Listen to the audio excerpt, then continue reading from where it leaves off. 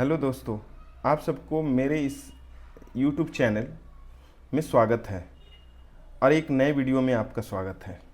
जैसा आप स्क्रीन पे देख पा रहे हैं, क्वार्टर 4 की Q4 31 मार्च 2025।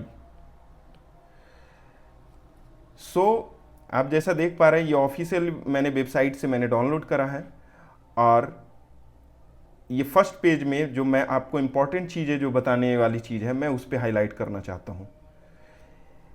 आप यहाँ जैसा देख पा रहे हैं 31 मार्च 2025 को फाइनल डिविडेंड से रिलेटेड यहाँ पे एक डिस्कशन हुआ है और ये रिलीज की गई है फाइनल डिविडेंड से रिलेटेड, जो कि 30 रुपीज़। आप ये अगर यहाँ देखेंगे, the directors have recommended a final dividend of ₹30 per equity share of INR 1 each of the company.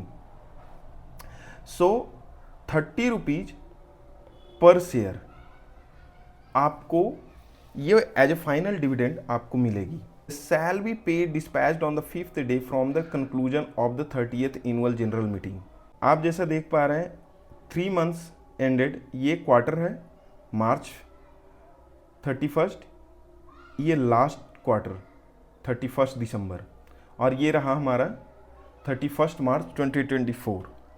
सो हम जो कंपेयर करेंगे ऑन क्वार्टर बेसिस पे और ईयरली बेसिस पे भी हम एक और चर्चा करेंगे। रेवेन्यू कैसा रहा हम उसकी चर्चा करेंगे। तो ये जो रेवेन्यू हमारा रहा, हमारा रेवेन्यू आप देख रहे हैं 64,479 का हमारा रेवेन्यू जनरेट हुआ है। 64,479 31 मार्च 2025 का।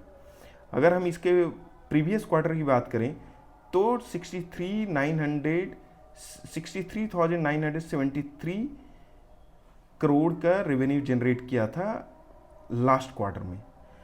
अगर हम देखें तो क्वार्टर ऑन क्वार्टर बेसिस पे हमारा रेवेन्यू जनरेट किया है, रेवेन्यू ग्रो किया है। अगर हम लास्ट मार्च मंथ से अगर कंपेयर करें तो आप जैसा यहाँ पे देख पा रहे हैं, ये लास्ट मार्च 31 2024 का रेवेन्यू 61,237 था, जो कि हमारा इस ईयर मार्च 2025 का रेवेन्यू को कंपेयर करते हैं तो ये लगभग 5% का इंक्रीज हुआ है। इसके टोटल एक्सपेंस आप यहाँ पे देख पाएंगे, हमारा इस क्वार्टर में 49,105 करोड़ की कर एक्सपेंस हुआ है, जबकि लास्ट क्वार्टर में हमारा 48,550 मतलब 48,550 करोड़ से बढ़कर हमारा एक्सपेंस 49,105 करोड़ का एक्सपेंस इंक्रीज हुए हैं। अगर हम वही एक साल बैक होकर पिछले मार्च की बात करें तो 45,545 करोड़ 45,545 करोड़ का एक्सपेंस था, जो कि इस साल बढ़कर 49,105 करोड़ का हो गया।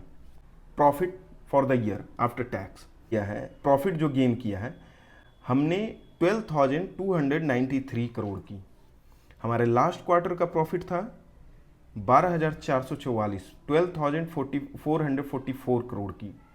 अगर ये बात करें तो हमारे पास 0.5% का डिक्लाइन हुआ है, 0.5% का डाउन हुआ है। और अगर हम एक साल बैक होकर अगर देखें तो एक साल लास्ट पिछले मार्च 2024 का जो प्रॉफिट था 12,502, इस साल जो घटकर 12,293 करोड़ रही, जो कि ये ऑन द लाइन आप कह सकते हैं या बिलो द लाइन। जो हमारा एक्सपेक्टेशन था वो एक्सपेक्टेशन लगभग 6% का प्रॉफिट का था, जो कि ये डिक्लाइन हुआ है। अर्निंग पर शेयर इस क्वार्टर 33.79 का EPS, पिछले क्वार्टर का 34.21। अगर हम उसी की बात करें एक साल पीछे जाकर, सो 34.37 रुपीज का IPS था, जो कि ये घटकर क्वार्टर ऑन क्वार्टर बेसिस पे भी ये घटा है और ईयर ऑन ईयर बेसिस पे ये डाउन गया है। सो इससे हम ये कह सकते हैं कि ये रिजल्ट ऑन द एस्टिमेटेड, जो हमारी एस्टिमेट थी उसे बीट नहीं कर पाया। आप जैसा देख पा रहे हैं, TCS Q4 results, net profit falls 2% year on year basis to ₹12,224 crore, misses estimates, 30 rupees per share dividend declared. So आप यहाँ भी आप मनी कंट्रोल का रेफरेंस मैं दे रहा हूँ, जिसमें कि 2% ईयर ऑन ईयर बेसिस पे ये डिक्लाइन हुए रिजल्ट। अब ये देखना है कि हमारा स्टॉक मार्केट इस रिजल्ट को देखते हुए पार्टिकुलर TCS का रिएक्शन कैसा रहता है। US प्रेसिडेंट डोनाल्ड ट्रंप ने जो टैरिफ जो चार्जेस थे सारी कंट्री पे, वो अभी अगले 90 दिनों के लिए, it means for the next 90 days के लिए उन्होंने होल्ड पे डाल दिया है इस टैरिफ चार्जेस को, जिससे कि आप US का मार्केट बहुत किया, ऊपर की ओर गया, अपसाइड मूव किया लगभग 2000 पॉइंट का। बट आज इंडिया का स्टॉक मार्केट आज छुट्टी होने की वजह से आज क्लोज रहा। अगर ये होता तो जैसा लोगों का मानना था और मेरा भी, कि कम से कम 800 पॉइंट्स का जंप देखने को मिलता। बट चलिए, कल स्टॉक मार्केट ओपन है और देखते हैं उसका रिएक्शन क्या रहेगा। मोस्ट प्रोबेबली अपसाइड ही रहेगा, बट उसमें TCS का रिजल्ट एस्टिमेटेड नहीं था, एस्टिमेट को बीट नहीं कर पाया। तो फिर देखना है कि कैसे TCS का शेयर अप जाता है या डाउन जाता है, ये देखने की चीज़ रहेगी। शुभ रात्रि, गुड नाइट, सबा खैर।